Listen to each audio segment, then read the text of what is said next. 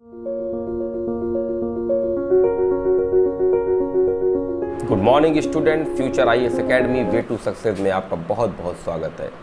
मित्रों, विगत कक्षा में हम लोगों ने डीपीएसपी और मूल अधिकार के बारे में बात की थी। डीपीएसपी के बारे में मैंने बताया था कि राज्य के नीति निर्देशक तत्व होते हैं, ये एक प्रकार के आदर्श होते हैं जिनको पर्याप्त संसाधनों की पूर्ति के पश्चात प्रत्येक राज्य अपने नियम के अनुसार, संसाधनों के नियम के अनुसार समय समय पर इनमें से नियम को लागू किया करते हैं।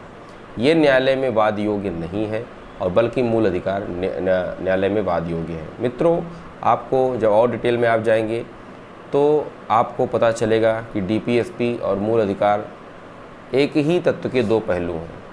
बस इसमें से एक पहलू वाद योग्य है और दूसरा पहलू वाद योग्य नहीं है।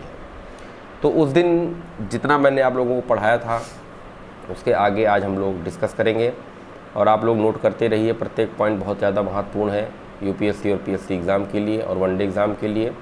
तो मित्रों, देर न करते हुए आज का वीडियो मैं यहीं शुरू कर रहा हूं। तो आप लोग हेडिंग डाल लीजिए, मूल अधिकारों एवं नीति निदेशक तत्वों के मध्य परस्पर संबंध। मूल अधिकारों एवं नीति निदेशक तत्वों के मध्य परस्पर संबंध। कुछ प्रमुख वाद हैं, उनके बारे में मैं आपको बात करूँ। मूल अधिकारों, इसमें लिखिए आप लोग, मूल अधिकारों का उद्देश्य व्यक्तियों को उनके विकास हेतु आवश्यक एवं अनुचित नियंत्रण से मुक्त उचित अवसर प्रदान करना है। एक कल्याणकारी समाज के लिए नीति निदेशक तत्व आवश्यक हैं। पॉइंट नंबर 1, मूल अधिकारों एवं नीति निदेशक तत्वों के मध्य टकराव संविधान के आरंभ से ही स्पष्टतः विद्यमान है। प्रारंभ में मूल अधिकार एवं नीति निदेशक तत्व की तुलनात्मक स्थिति स्पष्ट नहीं थी। यह माना जाता था कि वे प्रकृति में विरोधाभासी हैं। सर्वप्रथम 1952 में चंपारण दोराइजन वाद में इस विषय पर चर्चा हुई। संविधान के प्रारंभ के बाद से न्यायिक घोषणाओं एवं संवैधानिक संशोधनों की एक श्रृंखला ने दोनों के मध्य संतुलन को परिवर्तित किया। इसमें अब केसेस पे मैं डिस्कस करूंगा, उसको आप लोग नोट करते चलिए। पहला है मद्रास राज्य बनाम चंपाकम दोराइराजन वाद 1951 में उच्चतम न्यायालय ने यह निर्णय दिया कि राज्य के निदेशक सिद्धांतों को, जिन्हें स्पष्टतः अनुच्छेद 37 के अनुसार न्यायोचित नहीं बनाया गया है, साथ ही उच्चतम न्यायालय ने आदेश दिया कि संविधान में मूल अधिकार का अध्याय अनुल्लंघनीय है तथा इसे कार्यपालिका अथवा विधायिका के किसी कृत्य या आदेश द्वारा भाग 3 में निर्धारित किसी सीमाओं के अतिरिक्त सीमित नहीं किया जा सकता है। राज्य के नीति निदेशक सिद्धांतों को इसके अनुरूप चलना होगा। निदेशक तत्वों को मूल अधिकार के अध्याय के अनुरूप और उनके सहायक के रूप में कार्य करना होगा। इसका तात्पर्य यह है कि मूल अधिकारों एवं निदेशक तत्वों के मध्य किसी भी तरह के टकराव की स्थिति में मूल अधिकार प्रभावी होगा। मैंने अभी आपसे बताया एक शॉर्ट फॉर्म में कि मूल अधिकार और नीति निदेशक तत्व एक ही तत्व के दो पहलू हैं, लेकिन अगर वाद योग की बात आएगी तो फंडामेंटल राइट वाद योग्य है और डीपीएसपी वाद योग्य नहीं है। इसमें एक प्रश्न निकल के ये आता है कि डीपीएसपी संविधान में कहाँ से लिया गया है, तो इसका उत्तर हमें तुरंत कमेंट सेक्शन में बताएं कि डीपीएसपी संविधान में कहाँ से लिया गया है। मित्रों, अगला एक वाद है गोलकनाथ वाद 1967। इसमें उच्चतम न्यायालय ने मूल अधिकारों को निदेशक तत्वों की तुलना में वरीयता देते हुए कहा कि संसद को मूल अधिकारों को संशोधन करने की शक्ति प्राप्त नहीं है। निदेशक तत्वों को लागू करने के लिए मूल अधिकारों में संशोधन नहीं किया जा सकता। गोलकनाथ वाद में भावी प्रत्यादेश प्रॉस्पेक्टिव ओवर रूलिंग के सिद्धांत को लागू किया गया, जिसके तहत उच्चतम न्यायालय अपने स्वयं के निर्णय में सुधार कर सकती है। गोलकनाथ वाद में दिए गए निर्णय को निष्प्रभावी बनाने के लिए 1971 में 25वां संशोधन अधिनियम पारित किया गया। इसके द्वारा मूल अधिकारों के अंतर्गत अनुच्छेद 31C जोड़ा गया, जिसके अनुसार अनुच्छेद 39B एवं 39C को लागू कराने वाली विधि को इस आधार पर अवैध घोषित नहीं किया जा सकता है। यह अनुच्छेद 14 और 19 में वर्णित मूल अधिकारों का उल्लंघन करती है। मित्रों, अगला वाद है केशवानंद भारतीवाद। ये बहुत ही महत्वपूर्ण है, हमेशा एग्जाम में पूछा जाता है। केशवानंद भारतीवाद 1973 में उच्चतम न्यायालय ने मूल ढांचे का सिद्धांत प्रतिपादित किया, जिसके तहत संसद मूल अधिकारों में संशोधन कर सकती है। बहुत इंपॉर्टेंट चीज़ है। केशवानंद भारती बनाम से प्रूव होता था कि मूल अधिकारों में संशोधन कर सकती है, किंतु संसद द्वारा मूल अधिकारों में ऐसा कोई संशोधन विधि मान्य नहीं होगा जो संविधान के मूल ढांचे को प्रभावित करे। संविधान के अगर कोई भी ऐसा संशोधन हो रहा है जो संविधान के मूल ढांचे को प्रभावित कर रहा है, तो वो संशोधन कभी मान्य नहीं होगा और वो संशोधन कभी नहीं माना जाएगा। 42वें संशोधन अधिनियम 1976 द्वारा नीति निर्देशक तत्वों की सर्वोच्चता एवं प्राथमिकता को मूल अधिकारों पर प्रभावी बनाया गया।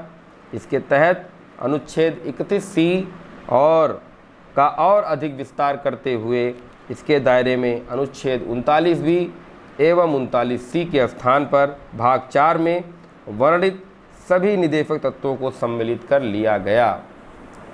अब एक और वाद है मिनर्वा मिल्स वाद 1980।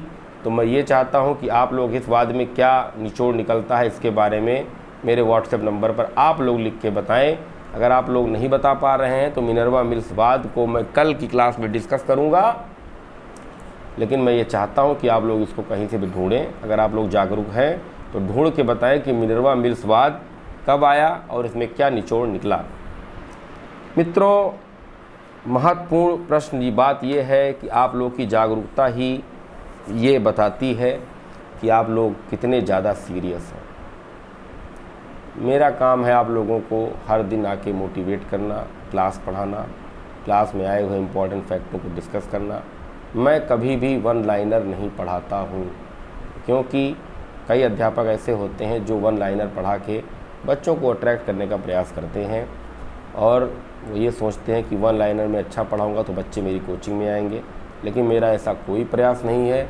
मैं ऑनलाइन पढ़ा रहा हूँ तो डिटेल में पढ़ाता हूँ कि बच्चों को हमारे नुकसान ना हो, क्योंकि बच्चे अगर वीडियो देख रहे हैं तो उनका हर एक मिनट इम्पॉर्टेंट है। उनको अंधकार में रखकर आपके घर में प्रकाश नहीं आएगा, ऐसा मेरा मानना है।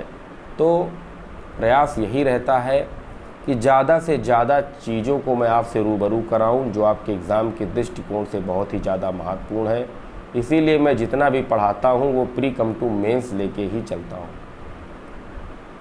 तो मित्रों, अब आप लोग हेडिंग डालिए नीति निर्देशक तत्वों का वर्गीकरण और विवरण। नीति निर्देशक तत्वों का वर्गीकरण एवं विवरण। मैं थोड़ा जल्दी बोलता हूं, आप लोग को ये लिखना होगा तो आप लोग इस वीडियो को डाउनलोड कर लीजिए, पॉज कर करके लिखते रहिए, क्योंकि इससे ज़्यादा न कभी पूछा गया न कभी पूछा जाएगा। तो हेडिंग डालिए नीति निर्देशक तत्वों का वर्गीकरण और विवरण।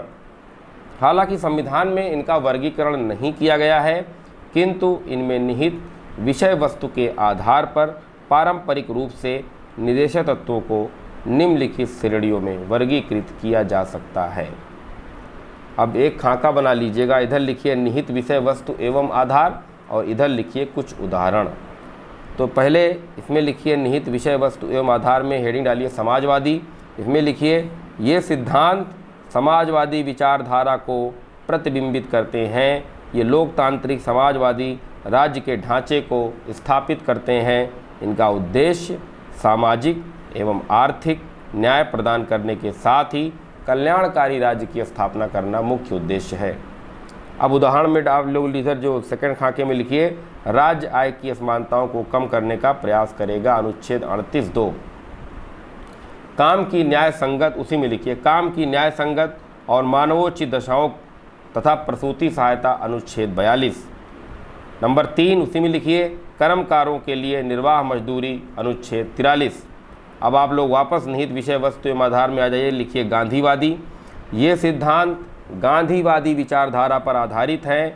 ये राष्ट्रीय आंदोलन के दौरान गांधी द्वारा प्रदत्त संकल्पनाओं एवं सिद्धांतों का प्रतिनिधित्व करते हैं। गांधी जी के सपने को साकार करने के लिए उनके विचारों को नीति निर्देशक तत्वों के रूप में सम्मिलित किया गया है। अब आप लोग उदाहरण में लिखिए ग्राम पंचायतों का संगठन, अनुच्छेद 40। सेकंड पॉइंट लिखिए मादक पेय एवं स्वास्थ्य के लिए हानिकारक औषधियों के उपभोग पर प्रतिबंध, अनुच्छेद 47। गायों एवं बछड़ों तथा अन्य दुधारू एवं वाहक पशुओं की नस्लों के परिरक्षण एवं उनके वध का प्रतिषेध, अनुच्छेद 48। अब आप लोग वापस निहित विषय वस्तु एवं आधार में आ जाइए। इसमें लिखिए उदार बौद्धिक, हेडिंग डालिएगा उदार बौद्धिक। इसमें लिखिए इस श्रेणी में उन सिद्धांतों को सम्मिलित किया गया है जो उदारवाद की विचारधारा का प्रतिनिधित्व करते हैं। अब लोग उदाहरण में आ जाइए। समान न्याय एवं निःशुल्क विधिक सहायता, अनुच्छेद 39A। कुछ दशाओं में काम, शिक्षा एवं लोक सहायता पाने का अधिकार, अनुच्छेद 41। नंबर 3 उद्योगों के प्रबंध में कामकारों का भाग लेना, अनुच्छेद 43A। बालकों को निःशुल्क शिक्षा पाने का अधिकार, अनुच्छेद 45। राष्ट्रीय महत्व के स्मारकों, स्थानों और वस्तुओं का संरक्षण, अनुच्छेद 49। कार्यपालिका में न्यायपालिका का पृथक, अनुच्छेद 50। तो ये जो वर्गीकरण है उसका आधार और उसका उदाहरण आज यहीं समाप्त हो रहा है। कल हम लोग कल की क्लास में इसके एक एक आर्टिकल को डिस्कस करेंगे जो महत्वपूर्ण है, जो आपके एग्ज़ाम के दृष्टिकोण से बहुत ही ज़्यादा महत्वपूर्ण है। तो मित्रों आप लोग एक प्रश्न लिखिएगा कि मूल अधिकार एवं राज्य के नीति निदेशक तत्वों के मध्य क्या अंतर है, इसके बारे में एक समीक्षा करके, एक टिप्पणी करके आप लोग इसके बारे में लिखिए और मेरे व्हाट्सएप नंबर 8299033374 पर इसको ज़्यादा से ज़्यादा भेजिए। नहीं समझ में आ रहा है तो आप लोग मुझे बताइए, मैं अलग से आप लोगों को समझाने का पूरा प्रयास करूँगा। और चलते चलते 2 शब्द ये कि अपने स्वास्थ्य का विशेष ध्यान रखिए।